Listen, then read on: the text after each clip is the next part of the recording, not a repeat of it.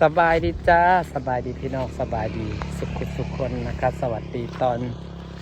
เย็นพี่น้องอยู่บ้านสวนนะครับบ้านสวนจ่าพี่น้องใส่ฝุ่นใส่เป็นเฮ็ดเวียกเบิดมือจนบ่ได้นั่งอีหลีเพราะว่าใส่ปุ๋ยแล้วว่านั่งใส่ปุ๋ยจนแล้วเบิดปานนี้มันต้องรดน้ำให้แล้วเบิดเด้เหลือป้าเหลืออีกผู้เหลือฝ่ายนี่ตอนนี้นาอันโฮดต้นหน่ายใส่กะหรี่หนาทางกำลังสีแล้วสิไปตลาดพี่น้องกะหรี่หนาทางกำลังสีแล้วสิไปตลาดอยากกินหมูกระทะโดนแล้วบริกินหมูกระทะโดนแล้วพี่น้องหลายเดือนเลยได้บริกินหมูกระทะมื้อนี้เลยเฮ็ดเปียกเมื่ออยากกินหมูกระทะสิไปใส่เงินในจักบาทกะสิเบิดปลาเด้อมั้งซื้อสำกินผู้เดียวกะสิเบิด3-400พี่น้อง2-300แล้วบ่ได้กินดูกันแต่ก่อนส่วนนี้ต้องว่าค่าใช้จ่ายมันหลายก็ต้องเซฟจ่ายนั่นจ่ายนี่ดูแลนั่นดูแลนี่เนาะอย่างมื้อนี้ก็ใส่เงินเบิดไป1,000 กว่าบาทแล้วแดงไปแล้วแดงไผ่เนี่ยมันหมักจัวเครื่องปลูกไอ้น้ำมันแดงไผ่นี่พี่น้องไก่สิเล่แล้วตอนนี้ก็ได้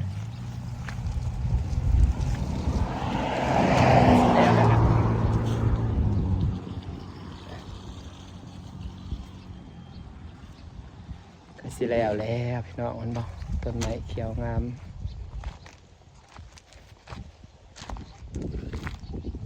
ต้นไม้เขียวงามแฮงเปียกเปิดมือพี่น้องยังบ่แล้วยังเหลืออีกผายดิยังเหลือต้นหมักกระทันใส่ปุ๋ยแล้วแต่มันได้หดก็ต้องหดต้องปั่นให้ปุ๋ยมันละลายปุ๋ยมันซึมลงพื้นไปตลาดก็ได้พี่น้องปะไปตลาดอยากกินหมูกระทะโดนแล้วไม่ได้กินเด็กเถื่อวันนี้เราจะไปซื้อป่ะก่อนว่าตลาดที่มีอย่างไรก่อนอื่นต้องเกลือปลาก่อนหลายอย่างเรียกกับพี่น้องก็เห็นว่าอยู่ผู้เดียวก็แก๊กเพราะเห็ดผู้เดียวได้เพื่อเสียแล้วแต่ว่าผมมีเรียกนะคือเกลือปลาใส่เกลือปลาก่อน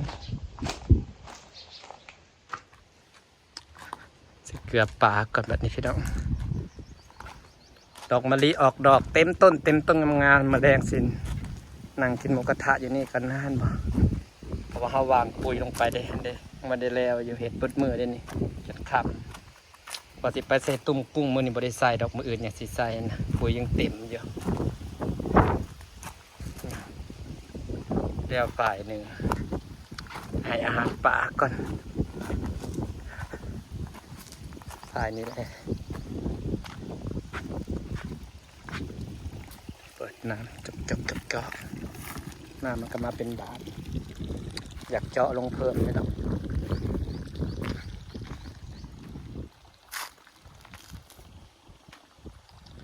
ต่อจากนี้เราคงต้องทำใจ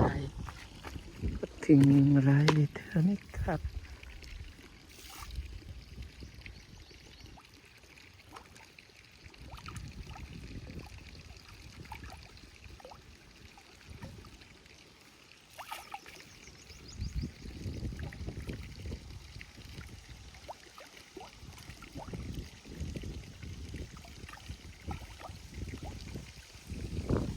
แซวป่านแมนสิมีแต่ปลาหมูไปหน่อยปลานินลูกปลานินเก่ากระลาย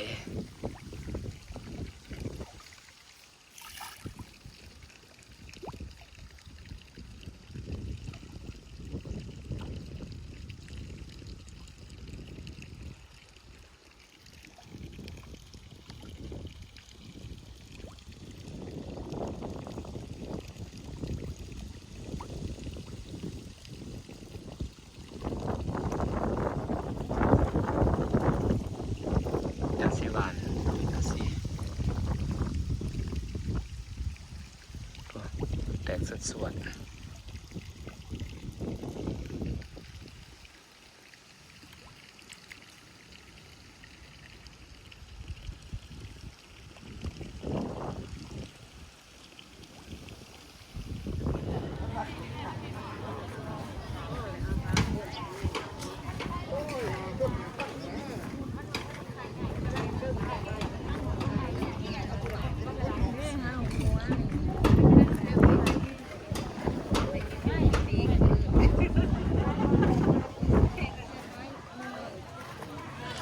โลเท่าไหร่ นี่โลละ70 จังหวัดได้ก่อนหน่อย เป็นบาทเท่าไหร่ ร้อยกิโลมันยักษ์เลย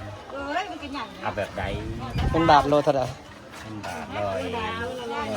5 บาทติดหนังดอกหนัง110 บาทกันชัดมีกันชัดงามเลยเยอะ เอา3สั่นหั่นหมกกระทายในโลนึง หันเลยบ่ โดย ผ่าเนาะ โดยอย่ามาเอาเด้อ จ้า พวกหมูโลละ100บาท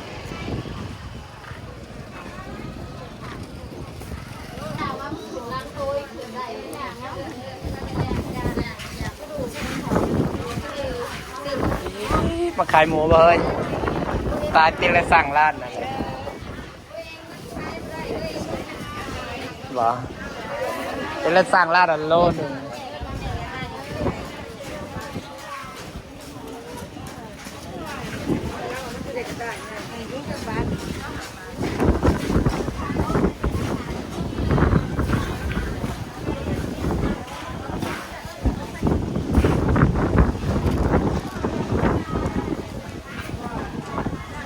กุ้งอยู่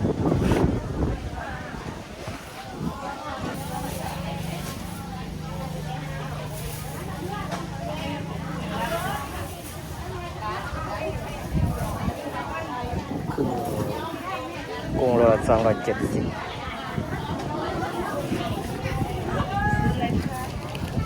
ซื้อแล้วกิน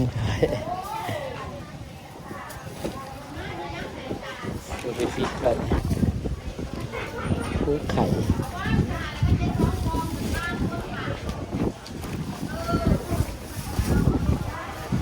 ตุ้งไข่น่าเลยนะเสร็จตุ้งไว้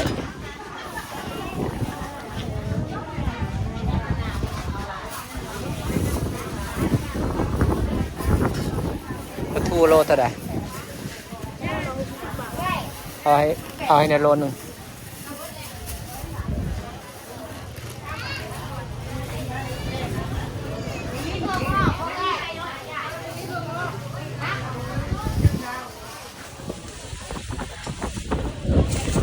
360 บาท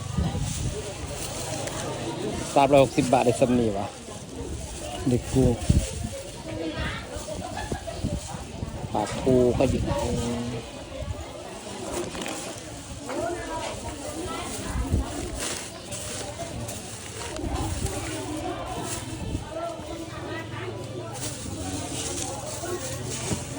300 กว่าบาทเลยตอนนี้